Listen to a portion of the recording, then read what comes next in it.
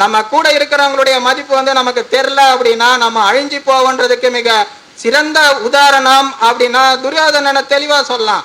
அஸ்வத்தாமன் வந்து சாதாரண ஆளே கிடையாது. அஸ்வத்தாமன் வந்து சாகா வரத்துடன் பிறந்தவன்.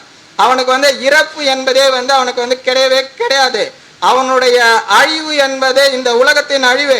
இது வந்து மகாபாரதத்துல ரெண்டு பேருக்கு தான் தெரியும். ஒண்ணு வந்து கிருஷ்ணர், இன்னொருத்தர் வந்து துரோணர்.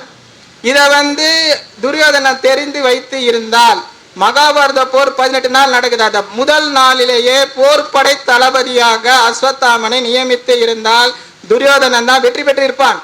ஆனா அவர் வந்து தான் கூட இருக்கிறவனுடைய மதிப்பு தெரியல, அதனால அவன் வைக்கல. இப்ப அவன் வந்து அஸ்வத்தாமன் கௌரவர்களின் படை தளபதியாக இருந்திருந்தால் அவன் எல்லாரையும் கொல்லலாம், ஆனா அவனை கொல்ல முடியாது, ஏன்னா அவன் வந்து சாவ மாட்டான். அப்ப வந்து துரியோதனன் வந்து தோத்து போனதற்கு மிக முக்கியமான காரணம் அப்படின்னா தன்னுடன் இருப்பவர்களுடைய மதிப்பு தெரியாத காரணம் அப்படின்னு வந்து சொல்ல